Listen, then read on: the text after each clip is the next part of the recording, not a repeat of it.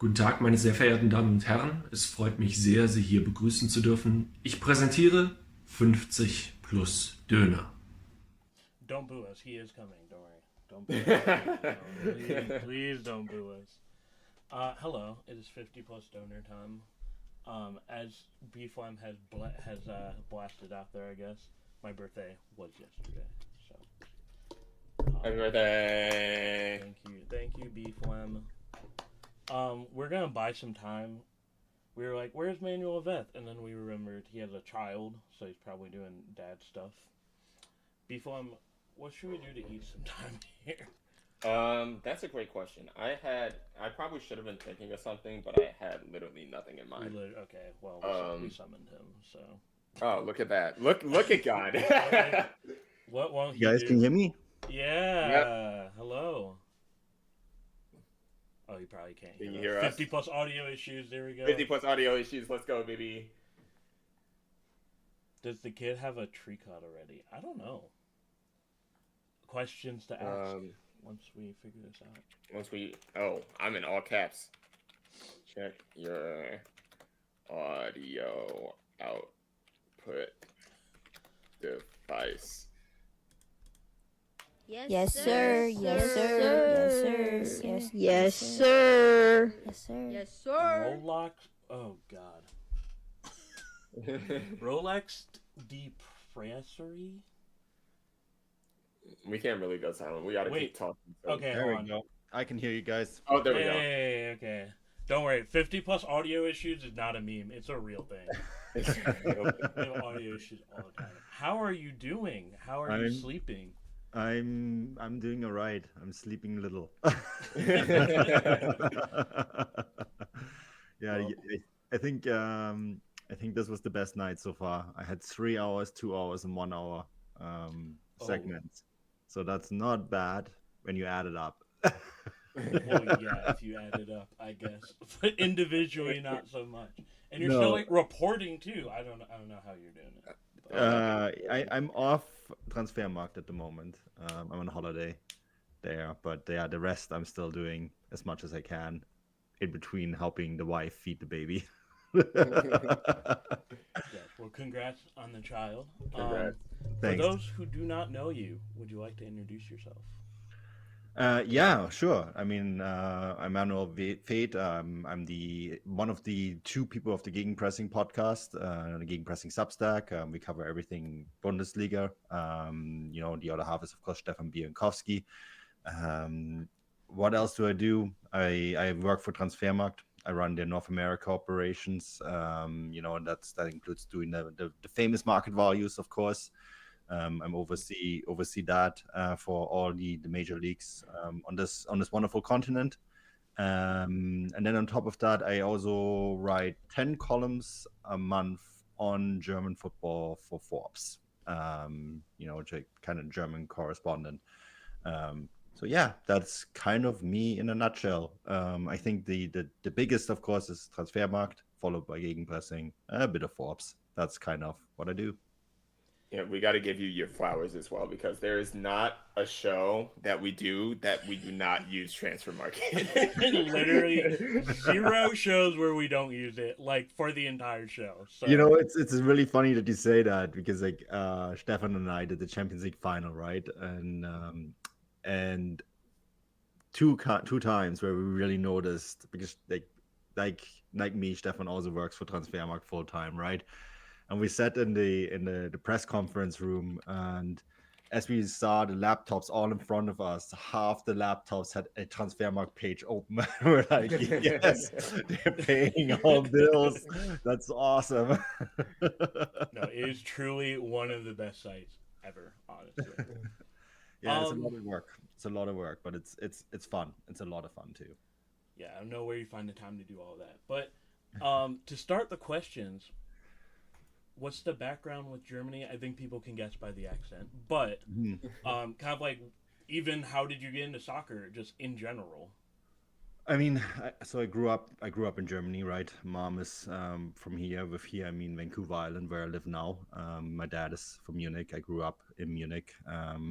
I kind of lived between the two worlds, Canada and Germany. I'm dual citizen from birth, and so yeah, I grew up in Germany, and I was a huge Bundesliga fan. My team back then still played in the Bundesliga. It's 1860 Munich, right? So I'm dating myself terribly here. In fact, my first real full season was the one that 1860 first played in Bundesliga is 94-95 that I fully remember, right? Like everyone has that year that they fully remember.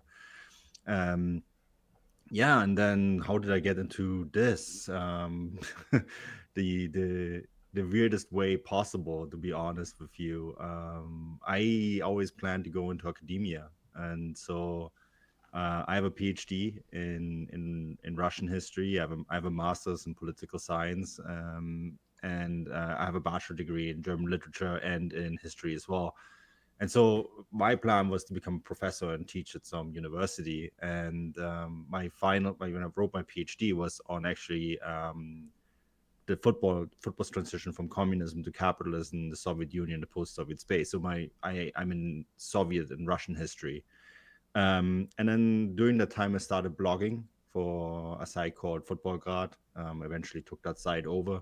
It was all about politics and football in the post-Soviet space. And then, of course, the first Ukraine war happened, Russia's invasion of Ukraine, while I was writing my PhD and while I was blogging. And so I started to do more and more pieces for other outlets. Eventually, I moved back to Canada, finished my PhD, and started writing more and more about football, not just post-Soviet space, but other leagues as well. And then I started. I took a job with Pro Soccer USA. They used to be part of Trunk, right? So essentially, what Pro Soccer USA was, they had a site themselves, but we would it's sort of like a press service. Like I was the beat writer for the Vancouver Whitecaps, but also North Americans abroad. Did a little bit of Canadian Premier League at the time as well. This was in like 2016, 17, maybe. And so whatever, like for example, when the Whitecaps went to play the Chicago Fire, I did like a big feature on the Whitecaps, and it was actually in the Chicago Tribune that day because it was also owned by Drunk, right? So they would also offer our articles to print media. There was a lot of it in USA Today, etc. So and kind of went from blogging to doing that. Still did quite a bit of blogging as well. Then the Gegenpressing podcast started in 2017 with Chris Williams and Bryce Dunn, who no longer are in journalism or football journalism. Chris still dabbles and he still occasionally comes onto the show, of course. But so we started that in 2017 because as much as I like the North American soccer and as much as I like post-Soviet space and all that, my real love is the Bundesliga. I'm German Canadian. I grew up in Germany. I follow the league. I watch every single game. So I started writing quite a bit about that and doing the podcast as well. And then the podcast, went through several different reiterations, and throughout that time too, I think in 2019, early 2019 Transfermarkt, out of the blue, I got an email from their CEO. Hey, we're looking for someone to oversee our North America operations. Do you want to do this? And I'm like, yeah, that sounds like a fun thing. And then we stayed in contact over a good 10 months process.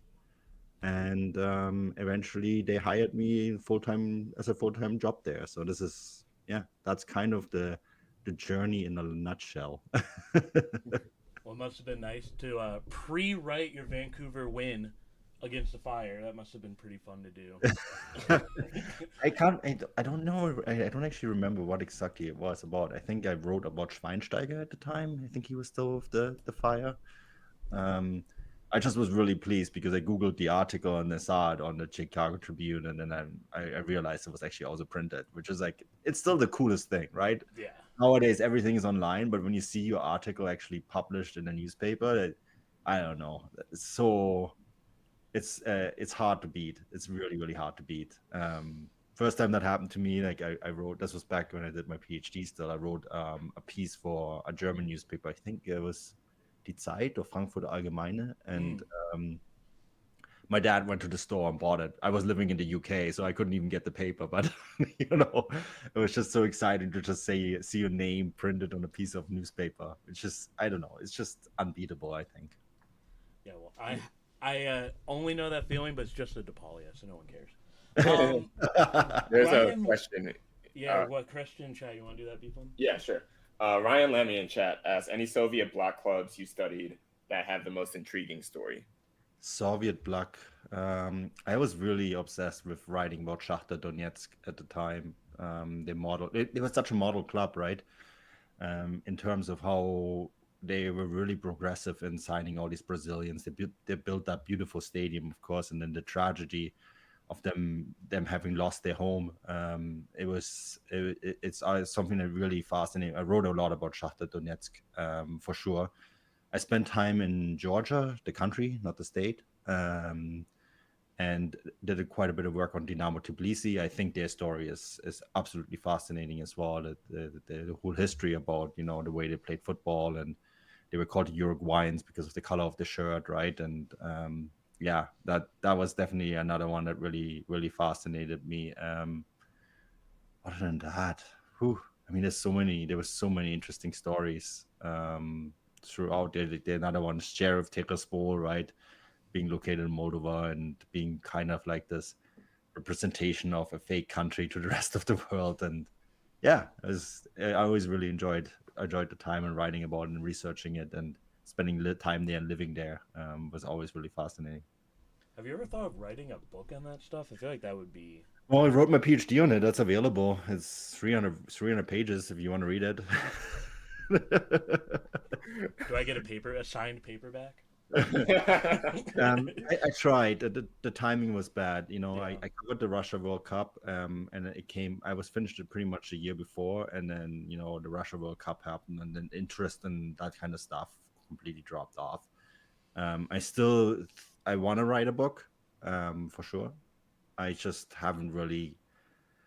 I mean, going through the PhD process and 4 years of writing, it takes a lot out of you, and it consumes you, right? It becomes your life. And so I don't want to do it on something that I hate the topic. And it has to be something where I can really think to myself, okay, writing a book is a little bit easier than a PhD because you don't need to source every single detail, right? Or you don't need to publicly source it, but you don't need a footnote for everything. It takes a lot of work.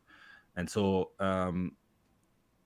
it would be definitely something I want to do. I just don't know yet about what. If people tell me, hey, you should write about this, maybe I should just brainstorm it. Hey, you should write a book about the Bundesliga.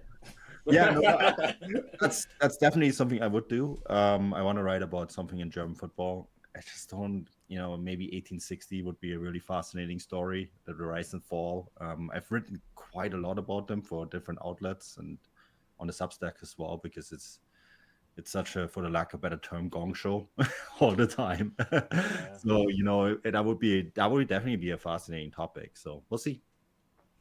We have another question, and then we'll get to our questions.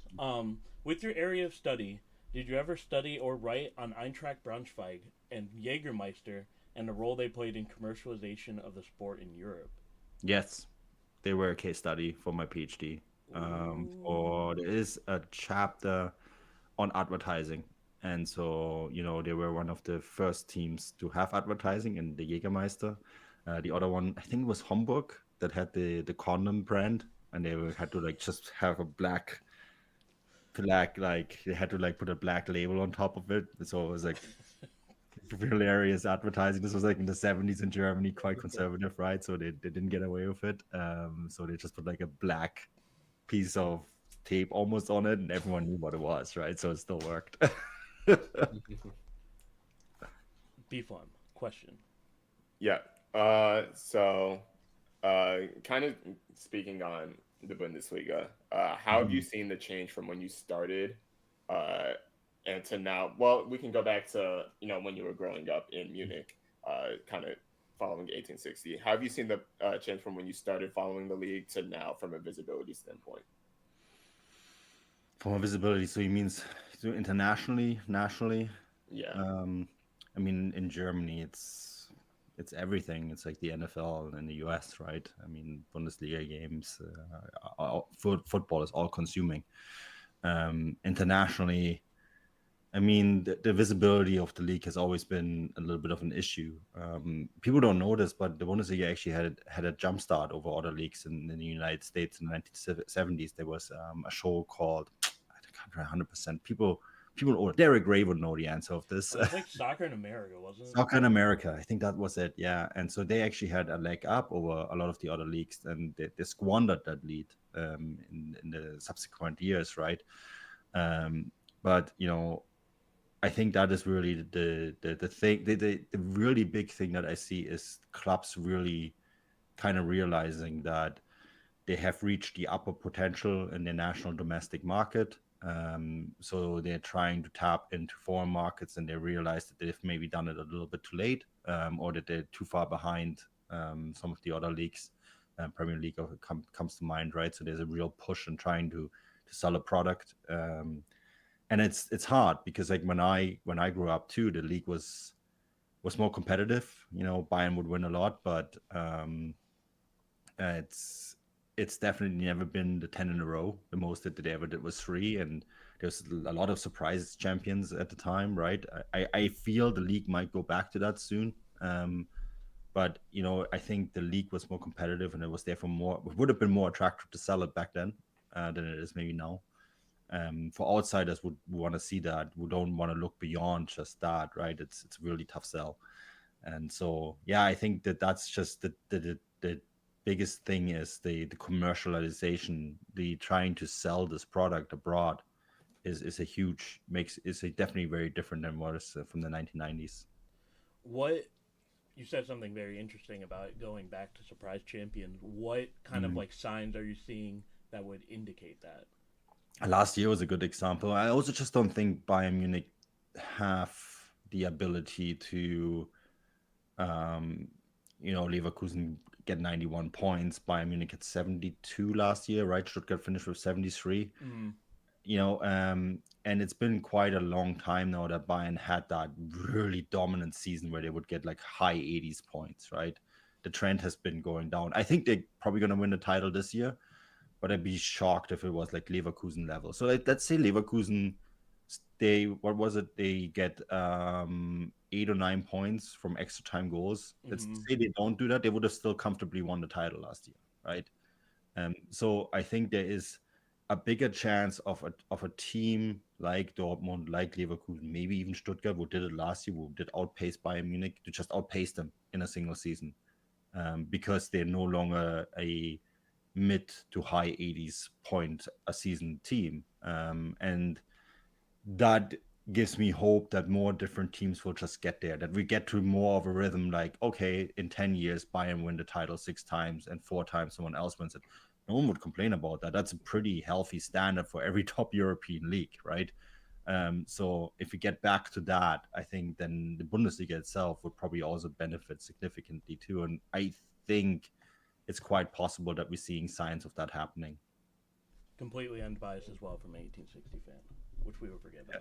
Yeah, no, but like, it's really hard to. I mean, I grew up an 1860 fan. I look at 1860 sort of with, what's going on now and what kind of trouble are they getting into now. It's more of a look from distance. I follow Bayern Munich or any of the other Bundesliga teams much more closely, and so I don't say I'm fanless, but I'm not exactly a Bayern Munich hater. And I report on Bayern Munich much more than any other club because I'm from Munich. When I go back home, like that's the assignments that I usually take on. And so I have a lot more sympathy for Bayern Munich than Bayern Munich fans maybe think. But I think even the most hardcore Bayern Munich fan understands that if they want the league to be successful, it can't be just Bayern Munich every single season. That's not a product you can sell. And I think that is just a realistic take to say maybe winning the league 11 times in a row isn't actually healthy for yourself either. No, definitely. I think we're seeing that now. How do you see? So there's been a lot of, if you don't know the league and you're watching this, like there's been a lot of buzz about this upcoming media deal for the league. How do you see that playing out? Is there, I guess you don't have to answer this question if you're like contractually obligated not to, but is there any company you see the league signing with, and is there anyone that you want the league to sign with? Do you mean domestically, right? This is the one that got punted down the road because the zone complained. Yeah. Yeah. So it went to court, right? Because the zone didn't deliver a bank guarantee. They delivered another mechanism. I don't remember quite what it was called, but the DFL rejected that mechanism. The zone brought it to court. They had the higher offer. I hear it's about 20. It was about 20% more than Sky. Don't quote me on that number. I heard different numbers from different sources, but even the Sky deal for the main package, and this is not for the entire media rights, right? This is the main package. The Bundesliga sells different packages to different rights holders. I think it's usually between two and four different packages that they sell. This one is a little bit differently packaged than in the past. It's the main games, and I think it's the Friday game and one of the Sunday games. And then they can still supply that right holder can still supply license to others, and then there's still other packages that you can buy, right? There's the occasional Friday live game, for example. There's the other Sunday games. There's the Top Spiel in the evening. These can be all bought separately. This is the main package. And I've been told that even Sky, even though their deal was lower than what the Zone offered, which was ultimately rejected because they didn't have the bank guarantee, even that deal was higher than the current deal for the main package, right? Jeez.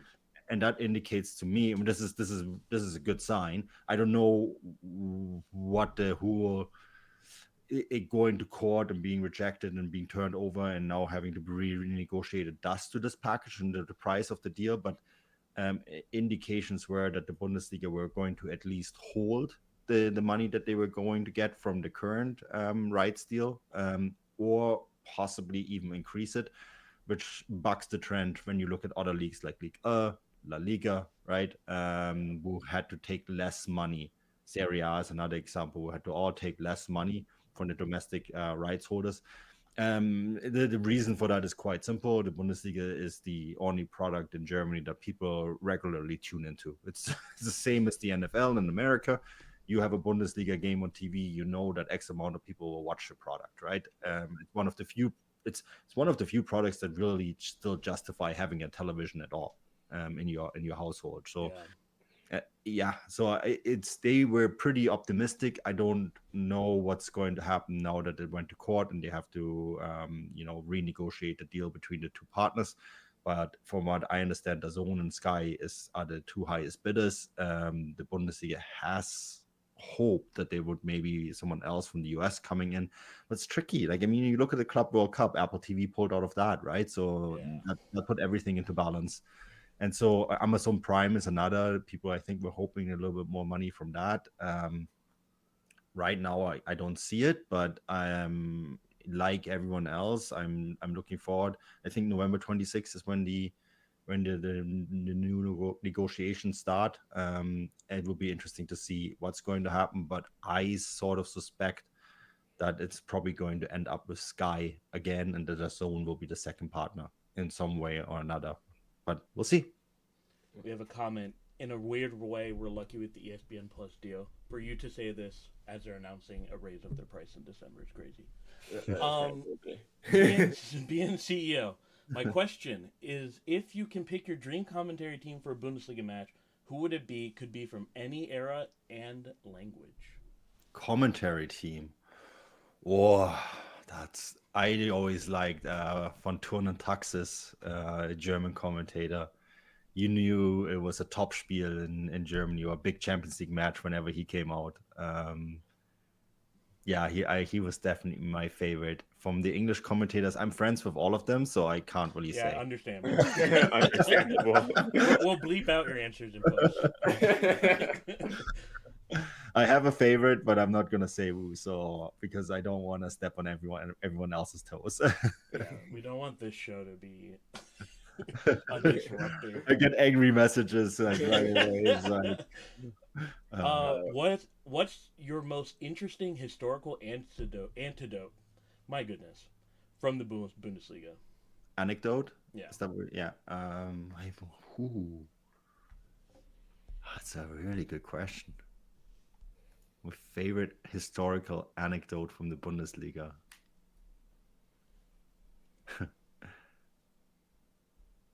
Can I park that for a second? Absolutely. Let me think. Let's go to the next one. Maybe I can think of one Okay. while we go through this. Okay. The last question before we have you do a very honored thing that no guest has ever done before Oh. is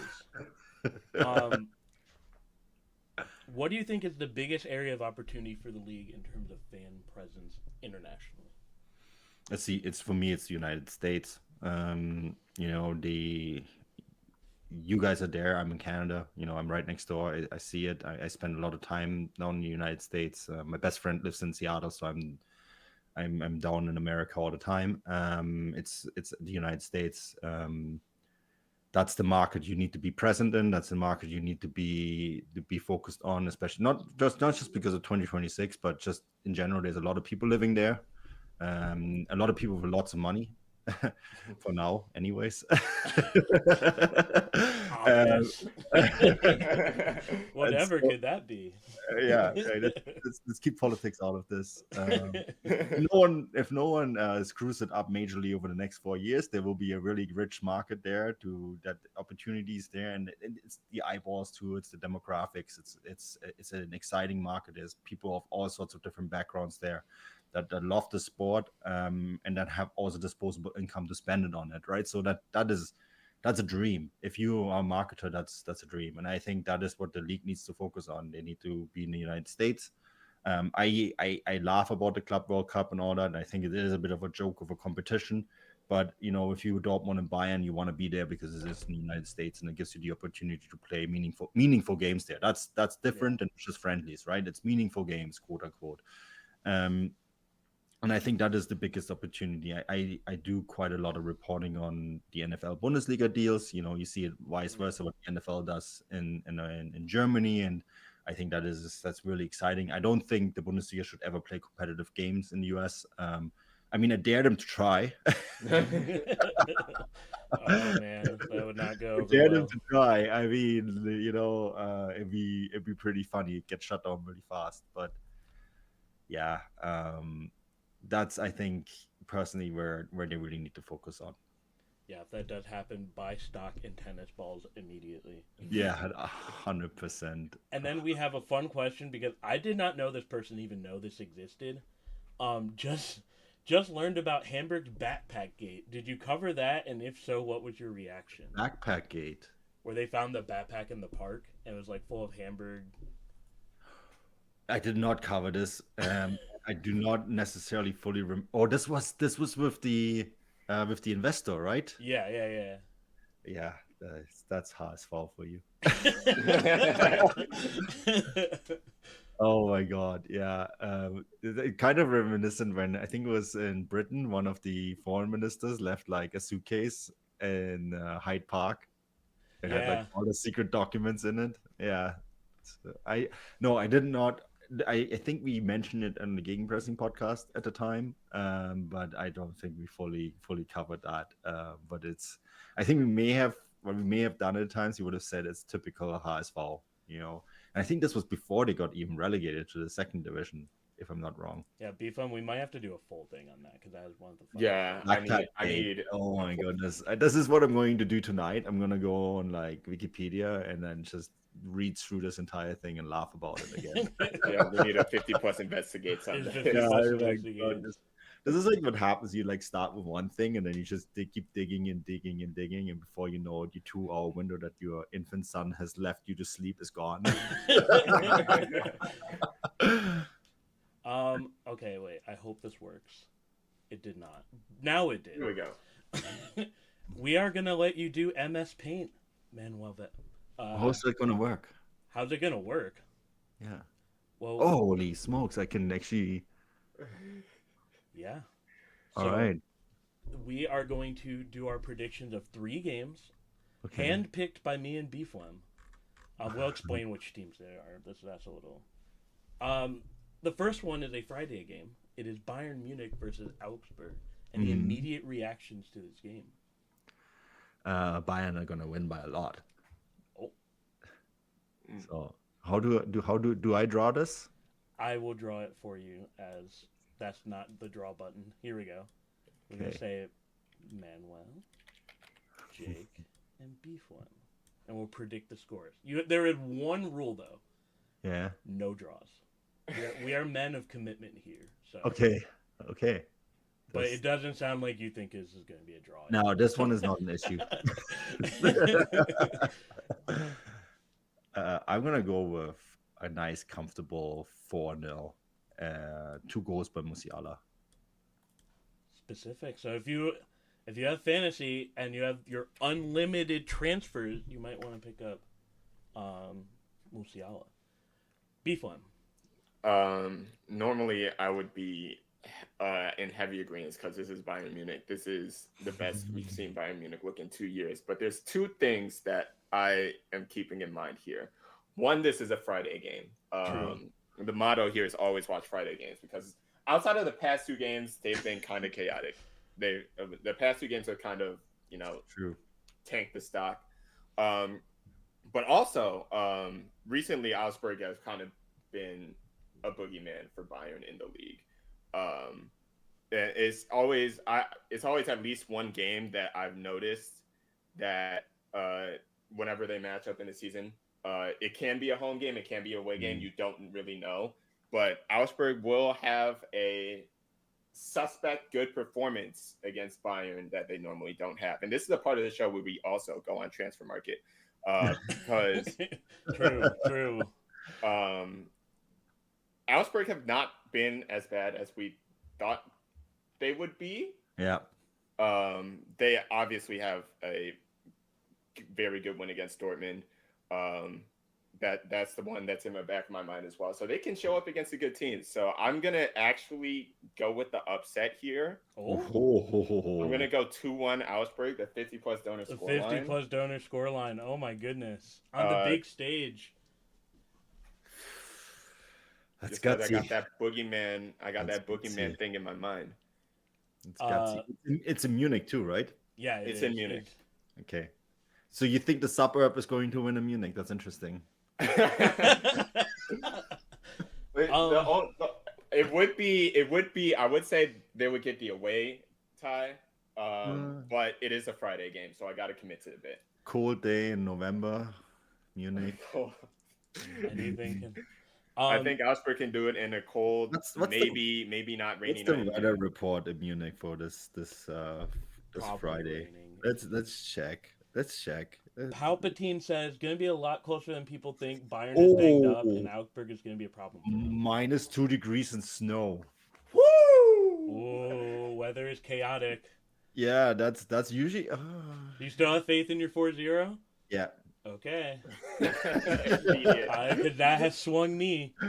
I'm going to say, because Augsburg just lock people into absolute nightmare football. I agree with everything B-Flem said, so I'm going to pick the upset too, and it's going to be just the nastiest 1-0 game you've ever seen in your life. And, I might even say Augsburg, own goal or something just really disgusting. They have a brand new pitch at the Allianz Arena. Is that gonna sway you, or do you think the brand new pitch got ruined right after the old pitch got ruined by the Football. 2 worst teams in the NFL? It got ruined by the snow. Is that your prediction? Hold on, wait. Someone said in chat, winning on the road would be crazy. I don't think they've won a road game yet. I mean, that's the time to do perfect it. time. I'm reversing it. I don't know, man. I feel that if it's kind of like a board game, when you put the piece down, that's it, done. Okay, that's fair. Well, All right, okay, that they- might be a new rule, B-From. When we put it down on the paper. question Yeah. mark. So just in fact, they have 1 draw away at Wolfsburg, and then their away losses are against Freiburg, Leipzig, and Heidenheim. All right, well, I'm feeling great about my 4-0. I am not. On this topic, how do you feel about the company job so far? I think he's done really well. Putting together, I think the young guys really like him, right? Jamal really likes him. Fonzie really likes him. I think Leroy likes him now because he hasn't been benched yet officially, right? He's only been coming on because of his fitness issues, but we'll see how that goes once Leroy gets benched, just because he's maybe not at the top of his game, but I think the young guys really like him. They buy into it. And so I think he's done really well. Sort of at least fixing the atmosphere. I'm still waiting. I mean, he's already had his first tiny crisis, right? The 3 games in a row without a win. It's kind of like Civilization can go 3 meals without, like, Civilization doesn't break down until you've missed 3 meals. Bayern Munich doesn't break down until you miss 3 wins. That's kind of the same thing. He's kind of managed that situation quite well, I think. Be curious to see what happens if it's, if they maybe do lose this game and Leipzig win and it's 2 points and all of a sudden they maybe not first on the match day 12 or 13. What happens then? That is going to be the real test, I think. Now I'm just thinking about like Bayern's societal collapse now. So yeah, we saw it. We've seen it play out right in front of our eyes over the last 12 months, and it was great. We were all entertained. Speaking of entertaining, this next game, we have Borussia Dortmund. That B is appropriate. Yes, that is a emote in our Discord called Dortmund, like spelled horribly, but they play Freiburg. At home, thankfully. That's great for them. beer. It's really nice beer. Tannenzapfler. Yes, you can actually find this in the U.S. in some places. What? Yeah, but we have Binny's, so I think that Binny's is wild. Anyway, Binny's sponsorship. Immediate reaction to this game. So we actually, that was one of the shows, one of the games we previewed. Not previewed. We kind of been to preview show and made it into a story preview show, but we previewed this game. And do you know who the last player was to score a winning goal or for Freiburg against Dortmund in Dortmund, and when it was? It's gonna be something really good. It's a wild stat, and the person is currently working for Dortmund. Working for Dortmund. Working for Dortmund. It's like, is it something random like Roman Weidenfeller or something? Oh no, it's not quite that crazy. Oh, could you imagine that? You said crazy stats. That's the first place my mind went. I give up. It was in 2001. It was 1-0 for Freiburg, and the scorer was Sebastian Kehl. What? Oh, wow. Yeah. What? I didn't think it was that long ago. That's the last time Freiburg won in Dortmund. Wow. All right. Well, I guess I really can't pick Dortmund then. Who can argue with that? Beeflam, unbiased, but I think you probably have the stronger feelings on this game. What do you think? Knowing that stat, I am almost in agreement. It could be almost. This week. It could be the day that they finally win again in Dortmund. It could be, especially after not last week, but 2 weeks ago, the loss against Mainz was bad. Who was suspended in that? I forgot who got that red card. It was Chan, wasn't it? Chan. So Chan isn't playing. That's another argument for Dortmund winning. That is another argument. Yeah, addition by subtraction. Yeah, but the big thing is that they're getting a lot of bodies back. Gregor Kobol's back. Jamie Gittins is back. Julian Duranville's back. Anton's back, even though he's been kind of suspect at times. Reina hasn't played, but he's back. Who's that? Reina? Do we know him? Know? Is he good? Who can say at this point?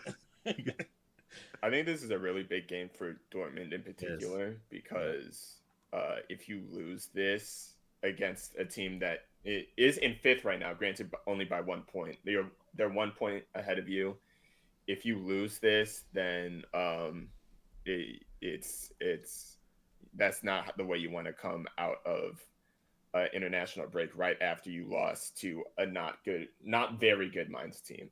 Mm-hmm. Mainz have been pretty solid, but like you should be beating Mainz. That's what they thought 2 years ago when they had the title in their hands. Yeah, that is what they thought 2 years ago when they had the title in their hands. Every Dortmund fan just turned off the stream. I almost leave studio allegedly. I think they pull it out the bag here. I think the additions that are coming off the injury list are going to be big for them. Yeah. Score prediction. 3-2. Wow. Goals. Like it. Goals. The previous stat, and also the idea of relying on Reyna to actually be good when that guy, I forgot he was even on the team. Straight out of the international break is so Dortmund. That is also very true. Let me check this. I'm gonna say This is not an easy game to predict. no. It's not. Could be historic. This Freiburg could is be really good, Freiburg's too. first win in like 23 years.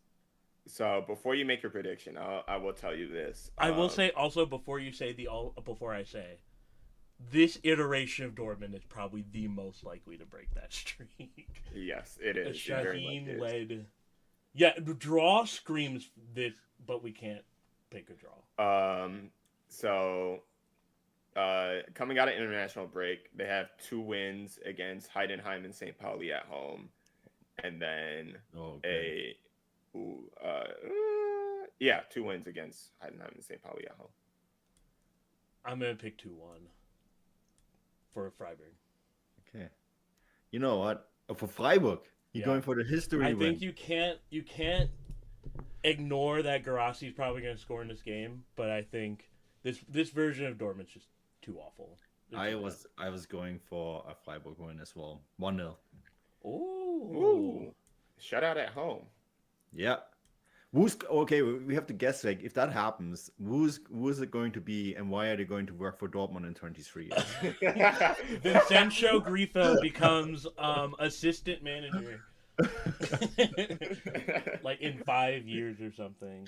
Is this someone that Dortmund will sign like pretty much immediately because that's what happened to Sebastian Kehl? It's gonna be Christian Gunther. Christian Gunter, sporting director. All right. Well, this one's not so hard to do, and I want to hear if you can guess these two. It's a Sunday game. Who's playing on Sunday? Let me see. By the pictures, who do you? Oh think? yeah, this is Gladbach and St. Pauli. How the hell did you know that? The Falls. The Fall gave it away. Why did you pick that guy for St. Pauli? I don't know, man. Should have picked the Pirate. True. It was right there. That's what St. Pauli fans look like in the U.S. Anyway. Oh, also accurate.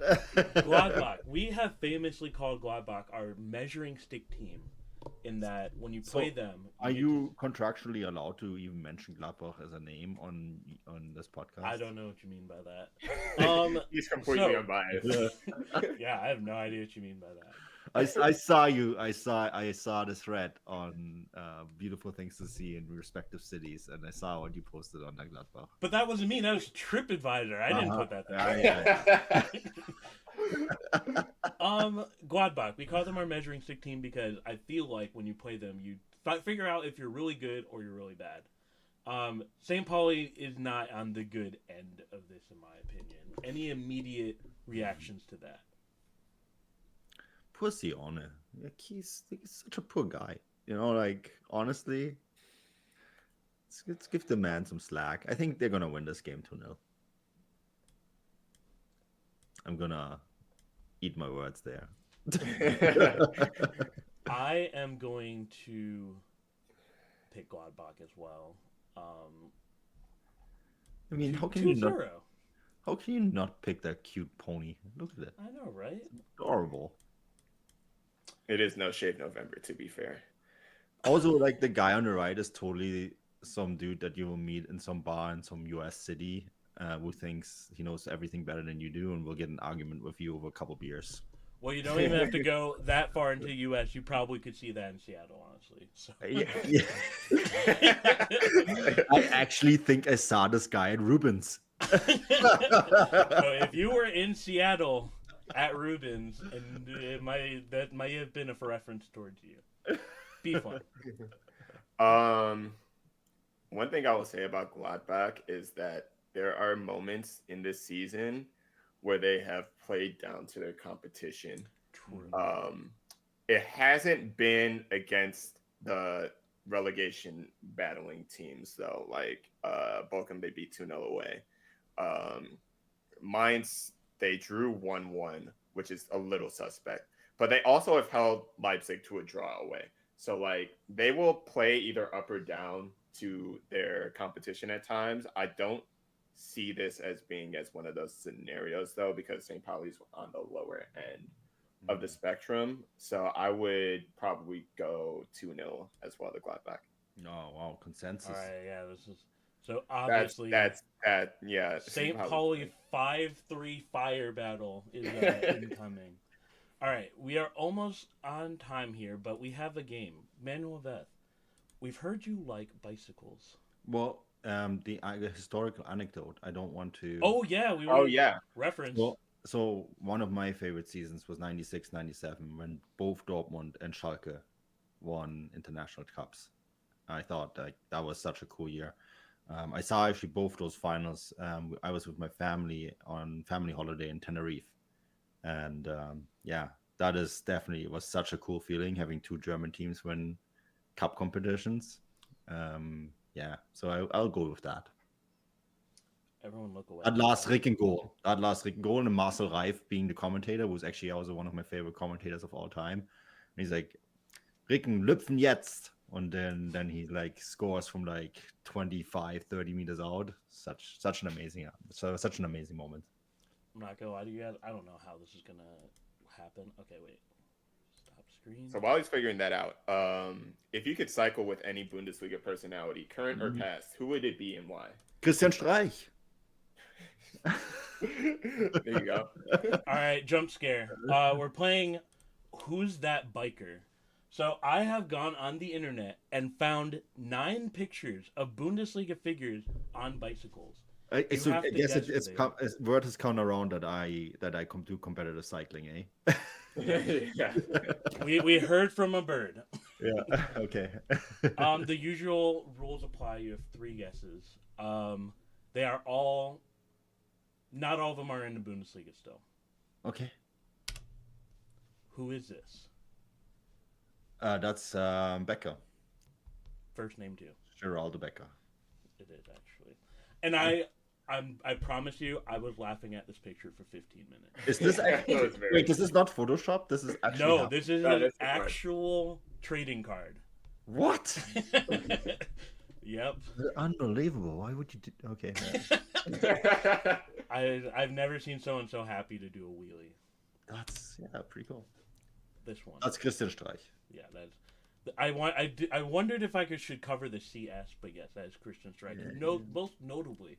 I think I would have noticed it right. He's a huge cyclist, right? Yeah. Like, didn't he famously say in his post like when he said he would retire that he just wanted to spend more time biking around France?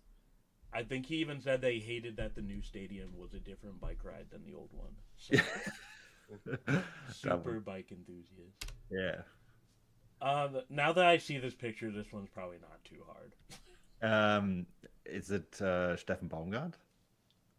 It is Steffen Baumgart. Could you also translate? I realize not everyone speaks German. Oh, I didn't even see that down there. Okay, well, it actually says it on the card. Yes. Oh, no. Okay. What does the quote say for the people? Sie sind das erste Mal dabei, das ist nicht neu. Die wichtigste Idee war, dass ich das beste E-Bike habe. So, they are here for the first time. That's not new. The most important new idea was that I had the best e-bike. It's not even a real bike. As an e-bike owner, I do also agree. Oh, I didn't see. Who was it? Can you put it away? No, that's not the game, Manuel. Dortmund. Oh, I know who this is. You do? Yeah. Oh. Okay, so this is during the Kappa era. Yes. I Yes. No, I don't know who. Oh, I may. I have a guess. I didn't see the face. We were actually really quick. I have a guess. I have no idea. I have to zoom in. Do you want a hint? Sure. I think, if I'm not mistaken, he's a commentator on ESPN right now. I know who it is. Oh, is it Patrick Ovomoyela? Yeah. Yes, it is. Oh, Another picture I was dying for 15 minutes on. And as someone with big hair, What's going on with that helmet? It's surely not Dude, just hair. I don't know how anyone would put a helmet on dreads. No idea. Before you said Kappa era, I was gonna guess Axel Witzel. Wow, Oh, what a name! What a reference. Also dreads. Yeah. Yeah. Oh. It looked like a fro for me. Das Schweinsteiger. Well, the hair gave it away. The silver The hair fox. gave it away. Hey, no, I know that ad. What?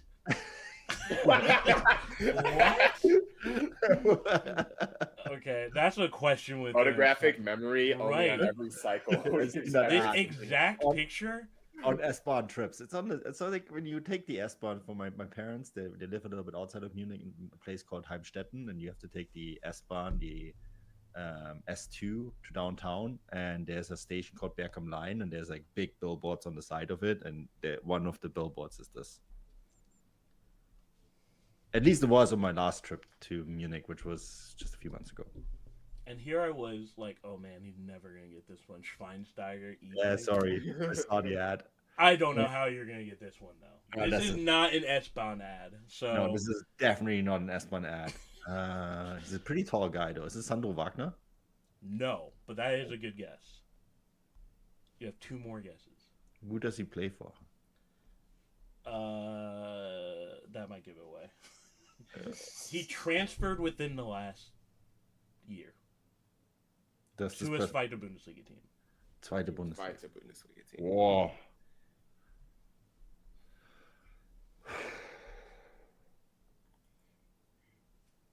I have no idea. Has there been a meme here for the past few weeks? It has, yes. Baby Zelka. Oh, it's the Yeah. I don't know why I'm opening the Wait, floodgate. who did he play for last year? Cologne. Oh, that's all right. I forgot don't that Köln blame was in you the for not Bundesliga last remembering year. that though, because I forgot that Köln was in the Bundesliga last year. okay, that hurts a little. But I'll ignore that. Who is this? Who is that? Oh, that's another e-bike. What's up with all these e-bikes? This is a coach, right?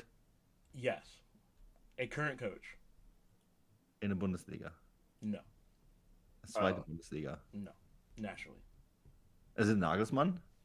I don't know why I gave you that hint. I don't know why you gave him that. He's always smiling on vehicles. But yeah, That's a really weird bike for him to choose. I don't know how the ankles get. That man showed more ankle than anybody in the league, so that would have given away for me. Yeah, Yule is a character. Wow, This is a stock image. that is pro. That's like Yeah, this is not an e-bike. that's like when I bike. Although I would love to bike in that kind of weather right now. It's nothing like it. Definitely not here either. Wow, but that's pro. My Is that hint Manu- is that he's a professional risk taker as much as he is a professional. I was going to say Manuel Neuer. It is the risk taker himself. Yeah, Manuel Neuer. that actually makes sense because he would be the type to do this despite the explicit advice of his club team not to.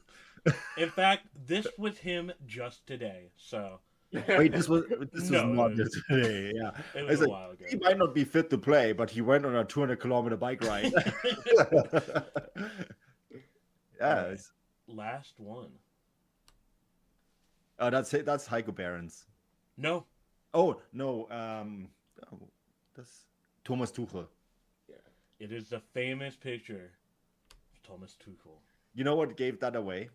So Ankles. there's a picture of Heiko Behrens that looks pretty much like that too, but it's the body. He almost is hunched over, and he will be even more hunched over once he's done with the England job. Oh yeah, I forgot he does coach for England. It won't Yeah, be his for- posture. yeah. We call him Waluigi over here at you know who he is. His body language, Waluigi. Well, And- Not bad. I got yeah, all those you ones. did really well, even though one of them was just because you saw the ad, which was not expected. Very unexpected in show planning. Any last things you want to bring up, talk about, tell the audience?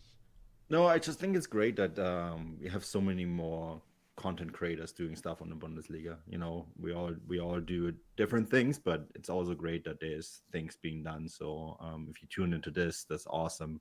Obviously, Stefan and I do the Bundesliga podcast, the gegenpressing stuff, more newsy, definitely more newsy. But you know, everything is important to spread the word on this league because it is fun. I love the Bundesliga. I know you guys do too. German football is a ton of fun, and I think it's really important to look beyond just the buy and win all the time because it's we saw last year it's not always true, but B also what happens beyond it is also just pure chaos. So yeah, definitely, I think that's awesome. Also, I love the jersey, the Pacific FC jersey in the background. See, I thought ahead. Mm-hmm. It's one of my favorite jerseys. Shout out to, I'm not sure if Mike is watching this, but shout out to Mike. Yeah. Tell Manuel that I love Matt Ford's contributions. Shout out Matt Ford too. Matt Ford is a huge follow if you like Bundesliga as well. Well, his fan stuff is so in depth, right? Yeah. He's not on every single podcast, but he is doing a newsletter once a week for the Substack. And Matt and I are also, whenever there's a big topic like the investor deal, Matt and I did 2 shows on that that are still, I think, worth a listen to now because you know it's still accurate. Everything that we said on that show is still true today. And we did stuff on VfB Stuttgart's investor deal with Porsche and Mercedes, for example, right? We do frequently do things on Köln and other things. So yeah, Matt is a great follow. He's a great person to have on the podcast too. It usually we don't always have the same opinion. I'm more investor friendly. He's not. You know, that's fine. I think that makes for better content when you don't agree on topics necessarily 100%. Absolutely. A lot. So we put definitely make sure to follow Manuel on Blue Sky. Yes. And we also put the Gegenpress and Substack into the chat. Please do both of those. Yeah. On Blue Sky, I'm still on X as a profile, but it's just to keep the where you can find me now thing up pinned. It's gotten a bit too hateful there for me. So yeah. And Blue Sky feels just like the original Twitter, including random shutdowns too. Yeah. Well, thank you for coming on the show. Huge. We hope you enjoyed it. We hope awesome. You get some sleep after this. I more won't. than 2 hours. I won't. I'm gonna go and get takeout, so we don't have to cook today. That's the plan. And Thai food. So yeah, that's gonna be. That is a heavy influence on me now. Now I'm thinking. You know, you want Thai food? Yeah, you do. Oh, yeah. And then we have to wrap this up. We have to put this on the show. Manuel Veth, noted e-bike hater. So we're gonna have to put that on the show. Yeah. Yeah. If you e-bike, just drive. And on that note, that is our show. Thank you all for watching. We will not be back next week because I'll be in England. But the Enjoy. week after that, Also Thanksgiving, so. it is No, also Thanksgiving was a month ago, guys. Come on. Okay.